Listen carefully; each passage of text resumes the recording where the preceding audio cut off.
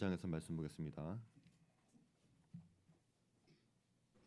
그러나 우리가 온전한 자들 중에서는 지혜를 말하노니 이는 이 세상의 지혜가 아니요 또 이 세상에서 없어질 통치자들의 지혜도 아니요 오직 은밀한 가운데 있는 하나님의 지혜를 말하는 것으로서 곧 감추어졌던 것인데 하나님이 우리의 영광을 위하여 만세전에 미리 정하신 것이라.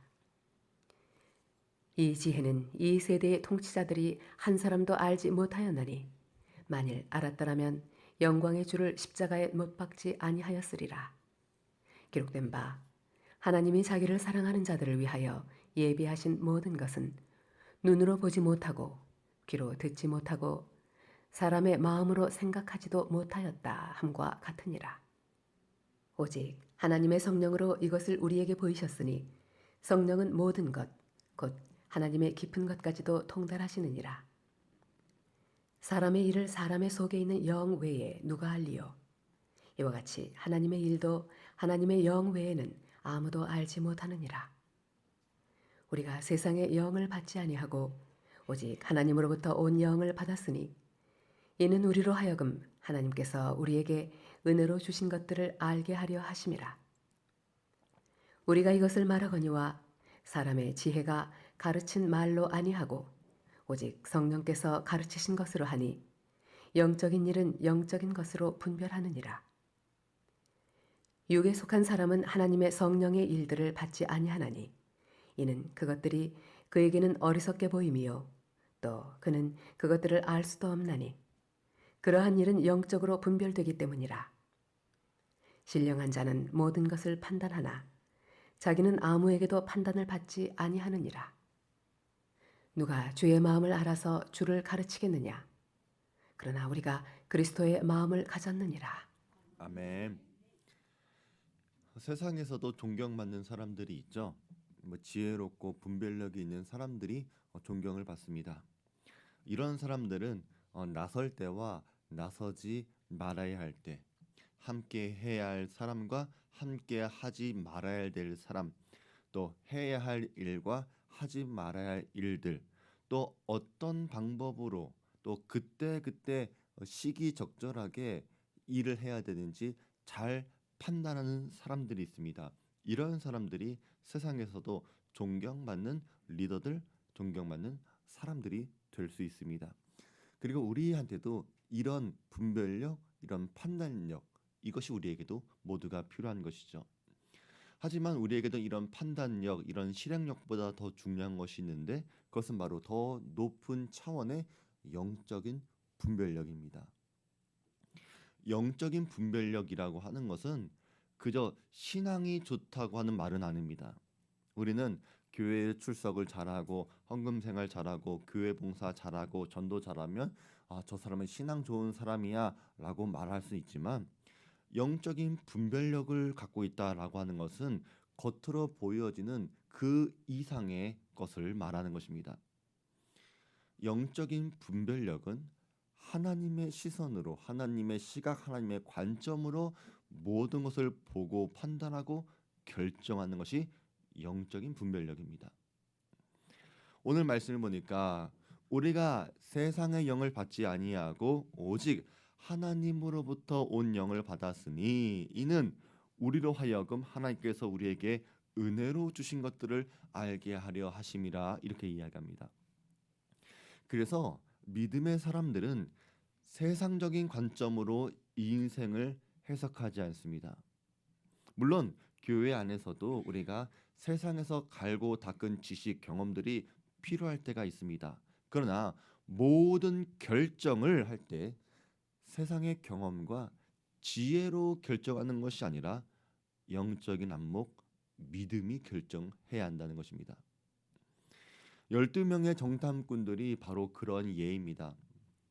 12명 모두가 세상에서 존경받는 리더였지만 마지막 최후의 결단을 할 때에 보면 믿음으로 올바르게 결정을 내린 사람은 두 사람, 여호수아와 갈렙밖에 없습니다. 이 여호수아와 갈렙만이 믿음의 선택을 했고 이 여호수아와 갈렙만이 영적인 분별력을 갖고 있었던 사람이었다는 것입니다. 그러니까 우리의 관점, 우리의 선택을 할 때에도 이런 영적인 분별력이 그만큼 중요하다는 거예요. 그런데 이런 영적인 분별력을 갖게 되면 모든 것이 하나님의 은혜로부터 시작되었다는 것을 알아야 한다는 거예요. 다시 한번 말씀을 볼게요. 우리가 세상의 영을 받지 아니하고 오직 하나님으로부터 온 영을 받았으니 이는 우리로 하여금 하나님께서 우리에게 주신 우리에게 은혜로 주신 것들을 알게 하려 하심이라. 그러니까 하나님께서 우리에게 은혜로 주셨구나.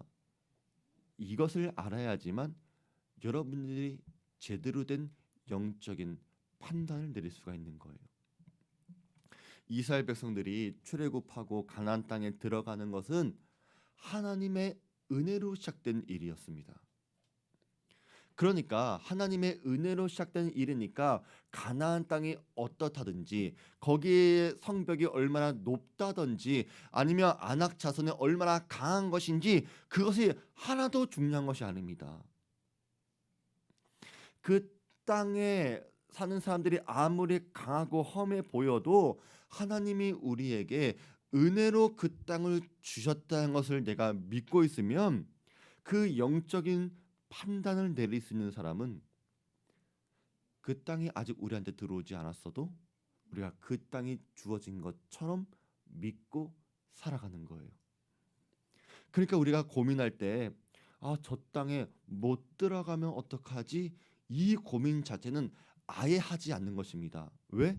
하나님이 이미 우리에게 은혜로 주신 것을 우리는 믿기 때문에. 그렇다면 우리는 하나님이 은혜로 주신 저 땅에 우리가 어떻게 하면 들어갈 수 있을지 이런 고민을 해야 하는 겁니다. 그리고 가나안 땅이 아무리 험하고 아무리 강하고 아무리 높다고 하더라도 그 땅을 악평해서는 안 됩니다. 왜? 하나님이 은혜로 주셨기 때문에. 그래서 우리에게 이런 영적인 분별력이 있다면 나에게 주신 모든 것들, 기회와 시간과 물질과 사역과 건강 이런 것들을 우리가 바르게 사용할 수 있는 힘이 생길 수가 있다는 거예요. 쌓아놓고 축적하는 것이 아니라 흘려보내는 것입니다. 내가 그렇게 흘려보내도 하나님께서 또 은혜로 주실 것을 내가 알고 있기 때문에 우리가 흘려보내는 것을 전혀 망설이지 않아요. 무서워하지 않아요. 내가 없으면 어떡할까 걱정하지 않습니다. 모든 것에 감사할 줄 알고 하나님의 나라를 위해 우리의 것을 잘 사용하게 만드는 힘이 있다는 거예요. 그래서 마귀는 우리가 영적으로 분별하지 못하게 만드는데 그 중에 하나가 뭐라는 거예요? 마귀는 하나님께서 우리에게 은혜로 주신 것들을 자꾸 잊어버리게 만든다는 것입니다. 이것을 잘 분별하시기 바랍니다. 잘 기억하세요. 영적인 분별력은 뭐부터 시작하는 거예요? 하나님이 우리에게 은혜로 주셨다. 한번 다 같이 해볼까요? 하나님이 우리에게 은혜로 주셨습니다. 네, 하나님이 우리에게 다 은혜로 주신 거예요. 여기서부터 출발하시기 바랍니다. 그리고 하나님이 주시는 은혜의 선물을 잘 활용하셔서 하나님의 선한 뜻을 이루어 가시는 우리 성도들 되시길 바랍니다. 또 영적인 분별력을 가지려면 거짓의 영을 분별해야 합니다. 사도 바울도 구약 성경 전체를 암송할 정도로 굉장히 뛰어난 탁월한 바리새파 율법학자였어요. 그런데도 나사렛 예수가 메시아이신 것을 알아보지 못하고 예수님과 교회를 핍박하는 것이 하나님의 뜻이라고 생각했습니다. 이런 잘못된 열심 때문에 초대교회를 핍박하고 그리스도인들이 죽어갔고 주님의 마음을 아프게 했는데 이것은 거짓의 영이 사울을 사로잡았기 때문에 그렇습니다. 그래서 거짓의 영에 사로잡힌 사람들은 하나님의 뜻이 아닌 것을 하나님의 뜻으로 믿고 어리석은 말과 어리석은 행동을 합니다. 교회를 위한다고 하지만 정작 교회를 분열시키고 이단에 빠지게 하고 믿음의 사람들을 낙심하게 만들기도 합니다.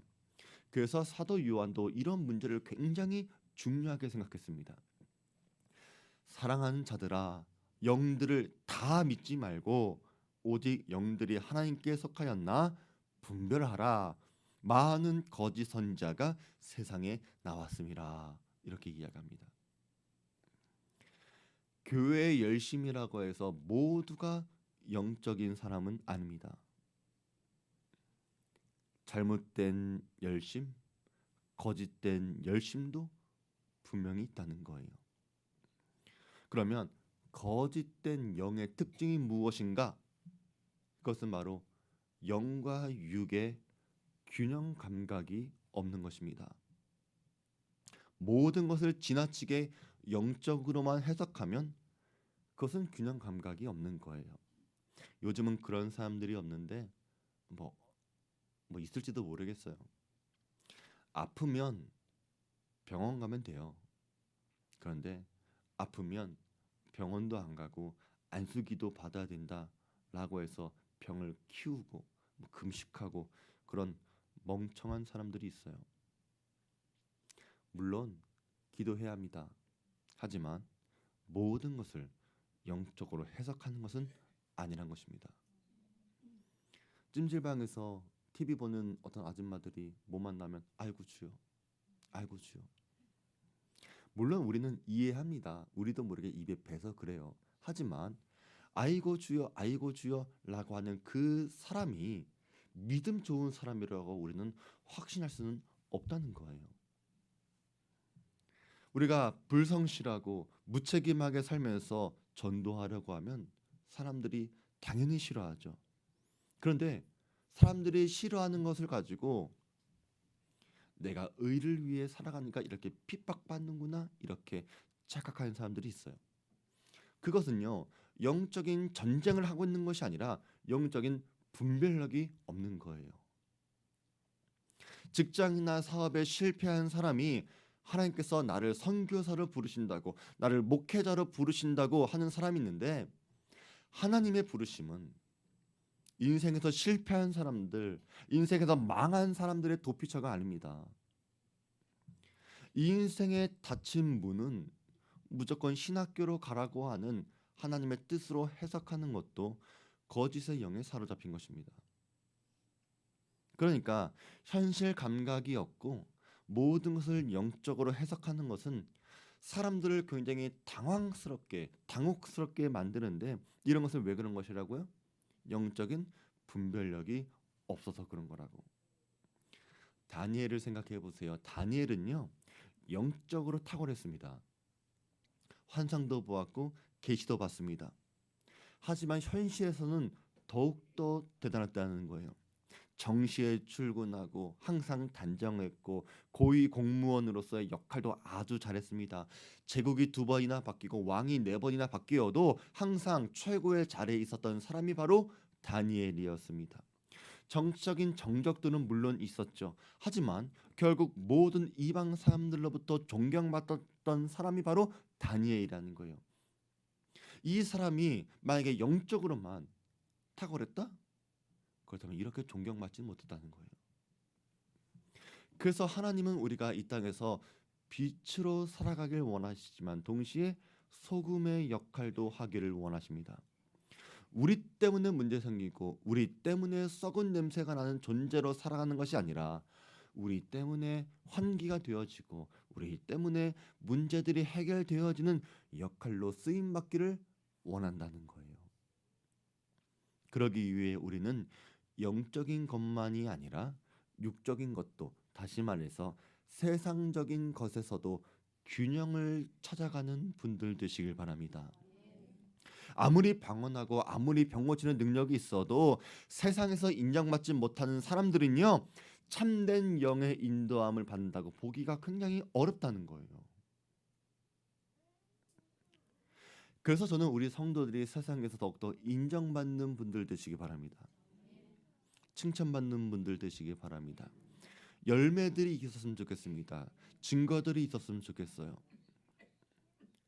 세상에서 인정받는 것, 세상에서 성공을 거두는 것이 여러분의 믿음을 증명하는 전부가 되진 않을지라도 최소한의 조건 될 수 있다는 거예요. 올해 여러분들의 삶이 여러분들의 믿음만큼 성장하고 성공하시는 분들 되시기를 주의 이름으로 축원드립니다. 하지만 여러분이 그 성공의 자리를 올라가는 과정에서도 절대로 거룩이라고 하는 하나님의 시각을 잊어버리지 마시기 바랍니다. 하나님은 우리가 거룩한 사람 되길 원합니다. 내 백성에게 거룩한 것과 속된 것의 구별을 가르치며 부정한 것과 정한 것을 분별하게 할 것이며, 그러니까 하나님께서도 우리에게 원하시는 분별력이 바로 이거라는 거예요. 우리의 분별력은 믿음과 세상의 다른 것을 구별할 줄 알아야 되고, 부정한 것과 거룩한 것을 분별할 줄 아는 능력, 또 그렇게 살아가는 능력이 우리한테 필요합니다. 이것을 위해 하나님께 간구하시기 바랍니다. 이것은 하나님께서 원하시는 것이기 때문에 여러분이 간구하면 하나님께서 주실 것입니다. 또 영적인 분별력이 있는 사람들은요, 사람을 분별할 줄 압니다. 하나를 보면 열을 안다는 말이 있어요. 근데 10길 물속은 알아도 한 길 사람 속은 모른다는 말도 있어요. 그래서 사람을 판단하는 것이 쉬워 보이지만 동시에 굉장히 어렵기도 한다는 말이겠죠. 그래서 우리는 누군가를 쉽게 판단하고 정죄해서는 안 되지만, 그럼에도 우리는 알 수 있는 것은 분명히 있다는 겁니다. 여러분이 알아야 될 것이 있는데, 그것은 바로 그 사람이 하나님의 사람인지 아닌지, 복이 있는 사람인지 아닌지를 꼭 분별하시기 바랍니다. 시편의 1편에 있는 말씀 보니까 복 있는 사람은 악인들의 꾀를 따르지 아니하며 죄인들의 길에 서지 아니하며 오만한 자들의 자리에 앉지 아니하고라고 말합니다. 그러니까 보세요. 우리가 어떤 사람들을 멀리해야 된다는 거예요. 악인들, 죄인들, 오만한 사람들, 여러분이 복이 있는 사람이 되려면 이런 사람들을 분별해야 되잖아요. 이런 사람들하고 가까이 있으면 안 되잖아요. 이런 사람들하고 피해야 되잖아요. 그러니까 이런 사람들을 판단할 수 있는 능력이 여러분에게 필요하다는 거예요. 이 사람들이 여러분에게 어떤 이득을 가져다 주고 여러분의 무엇인가 채워줄 수 있다고 하더라도 여러분이 가까이에선 안 됩니다. 왜냐하면 여러분들은 복 있는 사람들이 되어야 돼서 그래요. 악인의 꾀, 죄인의 길, 오만한 자의 자리, 다 뭐에 관련이 있는 것 같아요? 세상에서 말하는 성공, 출세, 다 여기에 관련된 말들이에요. 세상에서 성공하고 출세하고 뭐 돈 많이 벌고 뭐 그러려면요, 악한 사람들은요 꾀를 부려야 돼요. 적법한 방법이 아니라 편법을 많이 쓰고 그런 것을 굉장히 지혜롭다라고 말을 해요. 어떻게 하면 내가 법을 교묘하게 내가 어길 수 있을지. 죄인들의 길을 보면요, 결국 자기 만족, 자기의 성공이 있지 절대로 하나님의 영광과는 아무런 상관이 없습니다. 오만한 자들은요, 낮은 자의 자리에서 오는 겸손을 싫어합니다. 그 사람들은요, 언제나 높은 곳에 올라가려고 하고 높은 곳에서 굽어 내려다 보는 것을 좋아해요. 내가 베풀어 줄게, 내가 도와줄게, 내가 동정해 줄게. 그 사람들은요, 자존심이 강해서 내가 도움받는 것을 싫어합니다. 하지만 그것은 오만한 거예요. 여러분들이 하나님의 복을 받으려면 세상에서 성공하지 말라, 출세하지 말라, 절대 그 말은 아닙니다. 하지만 세상에서 말하는 악인들이 말하는, 죄인들이 말하는, 오만한 사람들이 말하는 그런 성공과 출세의 방법을 따라가선 안 되고, 또 그렇게 말하는 사람들과 가까이 하지도 말라는 거예요. 하나님께서 우리에게 은혜의 선물을 주시는 분이신데 왜 우리는 그 은혜의 선물을 악인들의 꾀나 죄인들의 길이나 오만한 자의 자리에서 그것을 구하려고 하는지 우리는 우리 스스로를 돌아봐야 합니다. 여러분들이 하나님의 복을 받으려면 하나님이 주시는 은혜의 선물을 받으시는 분들 되시기 바랍니다. 하나님의 축복은요, 시냇가에 심은 나무처럼 때를 따라 열매를 맺는 힘이 있습니다. 그러면 여러분이 필요할 때 여러분이 필요를 채워주실 뿐만이 아니라 여러분은 여러분 스스로의 필요를 채울 수 있는 능력의 사람으로 바뀌어 갈 것입니다. 바람에 나는 겨처럼 자꾸만 흔들리고 상황이 바뀌고 상황에 따라서 내 말이 바뀌는 그런 사람들로서 살아가는 것이 아니라 뿌리가 내리기 때문에 흔들리지 않는 안정감과 견고함으로 여러분이 살아가게 될 거예요. 그래서 누군가 여러분을 볼 때에 저 사람은 믿음직한 사람이야. 저 사람은 신뢰할 수 있어. 듬직해. 이런 말을 듣는 사람들이 되셔야 합니다. 그러기 위해 여러분들은 스스로 복 있는 사람들이 되셔야 되고 또 복 있는 사람들과 가까이 하시기 바랍니다. 요나단과 다윗의 관계가 그래요. 요나단이 다윗을 만났을 때 요나단은 다윗이 하나님의 사람이라는 것을 알았습니다. 사실 요나단한테 다윗은 굉장히 껄끄러운 사람이었을지 모릅니다. 요나단은 이스라엘의 왕자였어요. 그런데 다윗은 어쩌면 이 요나단의 왕위를 위협할지도 모릅니다. 그런데 요나단은 그런 인간적인 자리, 인간적인 욕심 때문에 하나님의 사람 다윗을 멀리하지 않았어요. 괴롭히지 않았어요. 핍박하지는 않았어요. 영적인 분별력을 잃어버리지 않았다는 거예요. 사울이 몰락하게 되었을 때 그의 가문 베냐민 지파가 사라지지 않을 수 있었던 것은 바로 요나단 때문이었습니다. 그래서 하나님의 사람들은요, 자신의 이해관계를 먼저 따지지 않습니다. 내 앞에 있는 이 사람이 하나님의 사람인지 아닌지 그것을 먼저 분별할 수 있습니다. 하나님은 의인과 악인을 구분하는 분이시고 양과 염소를 구별할 것이고 알곡과 가라지를 구별할 것입니다. 말라기에 있는 말씀 보니까 그때에 너희가 돌아와서 의인과 악인을 분별하고 하나님을 섬기는 자와 섬기지 아니하는 자를 분별하리라. 그래서 교회 안에서도 이렇게 사람들을 분별해야 합니다. 어떤 사람을 세우고 어떤 사람을 내릴지 판단할 때에도 이런 영적인 분별력이 필요한 거예요. 사도행전 5장에 있는 말씀을 보면 재산을 팔아서 거액의 헌금을 한 아나니아와 삽비라의 이야기가 있죠. 초대교회 전체가 알 정도로 헌금했으니까 굉장히 많은 것을 헌금했을 거예요. 얼핏 보면 이 두 사람은 칭찬에 대한 사람이고 아주 높임을 받을 사람처럼 보여집니다. 그런데 영적인 분별력이 있었던 베드로는 이 두 사람의 헌신 뒤에 거짓과 악함이 있는 것을 보았습니다.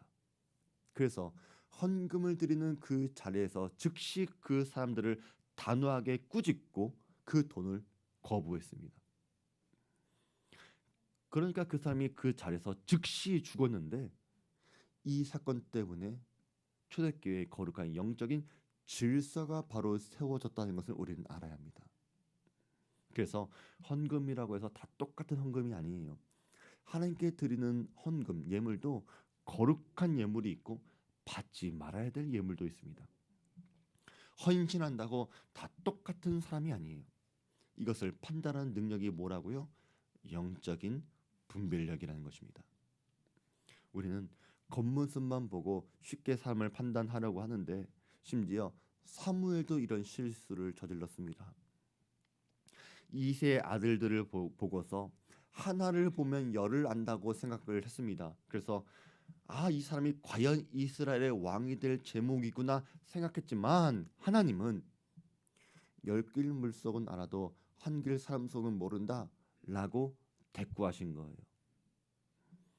여호와께서 사무엘에게 이르시되 그의 용모와 키를 보지 말라. 내가 이미 그를 버렸노라.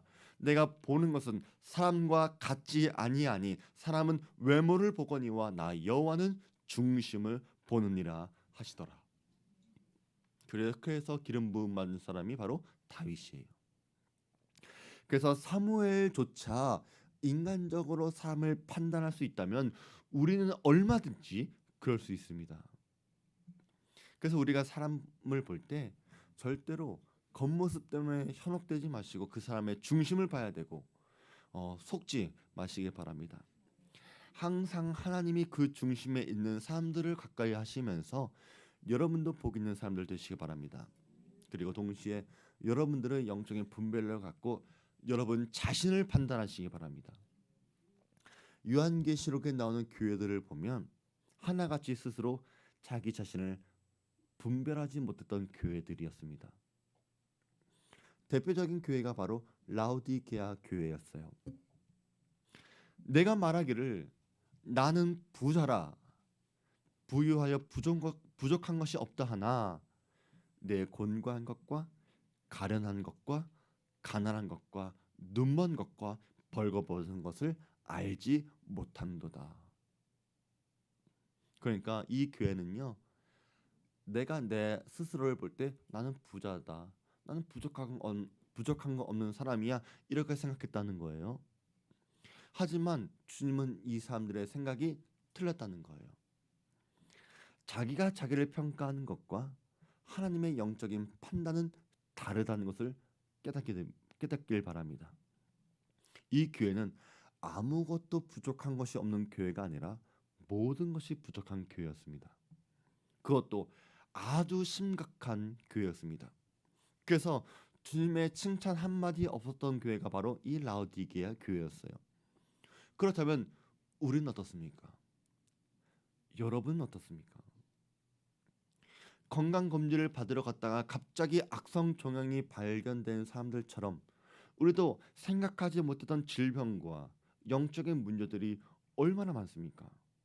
얼마나 심각합니까? 여러분들은 육체를 위해서 종합검진을 받으려고 하는데 왜 영적인 상태를 위해서 영적인 분별력이라고 하는 검사를 왜 하지 않습니까? 또 여러분이 판단하는 나 스스로의 상태, 나 스스로의 영적인 상태가 과연 깨끗하다, 칭찬받을 수 있다, 그게 확신하는 분들이 얼마나 있습니까? 아니면 여러분들은 나는 잘하고 있어, 아직 결과는 이루지 못했다고 하더라도 내 마음이 바르기 때문에 나는 문제 없어 라고 착각하는 분들은 안 계십니까? 그러나 사랑하는 성도 여러분, 만약에 영적인 검사를 했을 때 여러분 스스로가 잘한 게 하나도 없는 사람처럼 보여지는, 그래서 라오디게아 교회처럼 여러분이 검사 결과가 나온다고 하더라도 그 다음에 하나님의 처방전을 기다리시기 바랍니다. 주님께서 라오디게아 교회에게 이렇게 말씀하십니다. 내가 너를 권하노니 내게서 불로 연단한 금을 사서 부유하게 하고 흰 옷을 사서 입어 벌거벗은 수치를 보이지 않게 하고 안약을 사서 눈에 발라 보게 하라. 무릇 내가 사랑하는 자를 책망하여 징계하노니 그러므로 내가 열심을 내라 회개하라. 주님은 우리한테 안약을 사서 눈에 발라 영적인 눈을 고쳐라 그렇게 말씀하십니다. 주님께서 우리에게 이렇게 강하게 책망하고 꾸짖는 것은요, 왜 그래요? 주님께서 우리를 사랑하셔서, 사랑해서 책망하고 사랑해서 징계한다는 거예요. 그러니까 여러분은 여러분 스스로에 대해서 영적인 검사를 받는 것을 두려워하지 마세요. 여러분이 잘하면 잘한 대로 칭찬받을 것이고 여러분이 못해서 혼난다고 하더라도 여러분을 향한 하나님의 사랑을 확인하는 계기가 될 거라는 거예요. 비록 우리의 모습이 내가 어떻게 살아가고 있는지 제대로 판단도 하지 못한 사람들이고, 그렇다고 우리가 열심을 내는 사람도 아니고 덥지도 차지도 않은 미지근한 성도들처럼 살아가면서, 그래서 예수님도 여러분을 토하고 싶을 정도로 우리가 형편없을지라도 이것을 깨닫고 주님의 말씀을 들으면 주님께서 사랑하는 자의 자리에 회복할 수 있다는 거예요.